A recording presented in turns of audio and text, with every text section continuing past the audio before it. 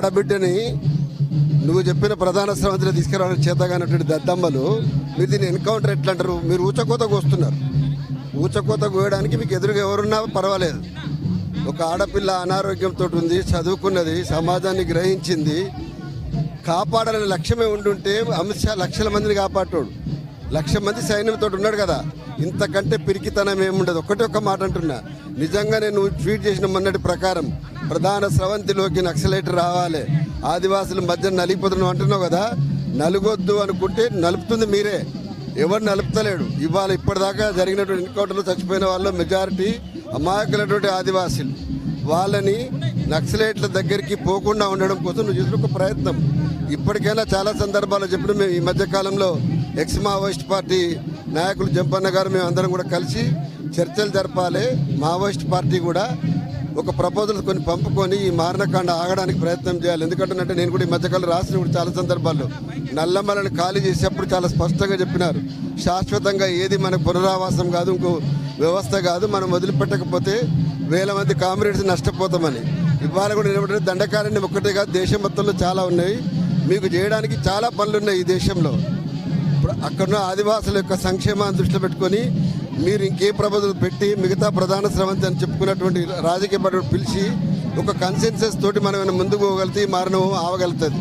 రేణుక చివరి ఎన్కౌంటర్ కావాలని అలాంటి వాడు ఎప్పుడు ఆశిస్తాడు. కానీ చూస్తూనే ఉన్నాం, ప్రతిరోజు చంపుతున్నాను. చంపడం కూడా స్పష్టంగా ఏమిటంటే మేము వచ్చే సంవత్సరం మార్చి నాటికి ఏరి వేస్తాం అన్నవాడు ఎన్కౌంటర్ అని మాట్లాడొద్దు. చేయదలుచుకుంటే హత్యాకాండ కొనసాగించదలుచుకుంటే చెప్పాలి. ఎందుకంటేనంటే వాళ్ళు మాట్లాడే భాషకు దీనికి ఏం సంబంధం లేదు.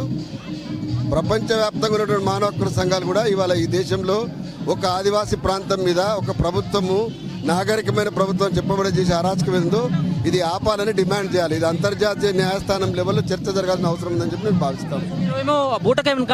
ఒక పక్కనేమో పక్షమైన కాల్పులు బూటకం ఎన్కౌంటర్ రోజులు అయిపోయినాయి. స్పష్టంగా మేము ఏరి వేస్తామని చెప్తాం. నేను ఒక ఓపెన్ చెప్తా ఉన్నా, ఒక్క ఆడబిడ్డ ఒక్కతేగా చనిపోయింది ఎన్కౌంటర్లో. 1,00,000 మంది సైన్యం ఉన్నారు బస్తర్లో. 1,00,000 మంది సైన్యం ఒక్క ఆడబిడ్డను పట్టుకోలేకపోయినరా, ఆపలేకపోయినరా, లొంగ తీసుకొని స్టేషన్లో పట్టుకోలేరు, కోర్టులో ప్రొడ్యూస్ చేయలేకపోయినరా. సంపదర్శనం కూడా చంపుతున్నావు నువ్వు. మళ్ళీ దానికి ఎన్కౌంటర్ పేరెందుకు?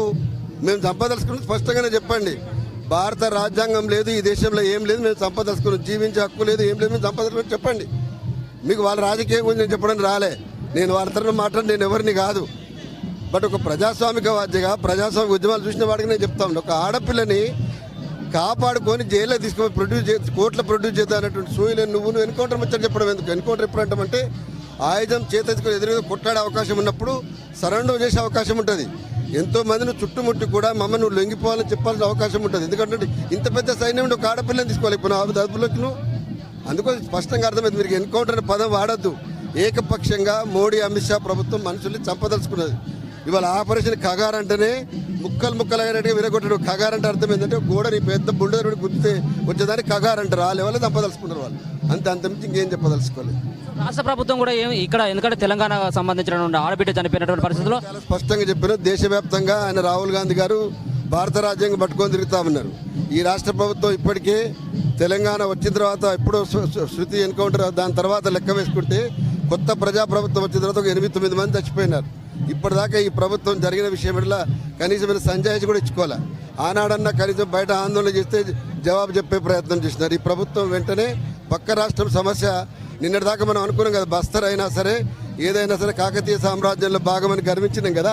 మరి కాకతీయ సామ్రాజ్యంలో ఇంతమంది మనుషులు చచ్చిపోతున్నారు కదా, దాంట్లో ఎక్కువ మంది తెలంగాణ ఉద్యమ బిడ్డలు ఉన్నారు కదా. వీళ్ళందరూ కూడా 69 ఉద్యమంలోనూ తర్వాత ఉద్యమంలో పాల్గొన్నటువంటి వాళ్ళే కదా. మలిదశ తెలంగాణ ఉద్యమాన్ని కూడా రేణుకకు సంబంధం ఉన్నది. మరి వీళ్ళని కాపాడాల్సిన బాధ్యత ఈ ప్రభుత్వం లేదా? ఉందని చెప్పి భావిస్తా ఉన్నా. జాతీయ స్థాయిలో ఇవాళ ఎట్లయితే బీసీ జనగణన గురించి ఢిల్లీలో ఎట్లయితే కన్సెన్సస్ ప్రయత్నం చేస్తున్నావో, మావోయిస్ట్ పార్టీతో చర్చలు జరిపి శాంతి చర్చలతోటి ఈ హత్యాకాండ ఆపడానికి కూడా ప్రయత్నం చేయాలి. రేవంత్ రెడ్డి చొరవ తీసుకోవాలని విజ్ఞప్తి చేస్తున్నాను.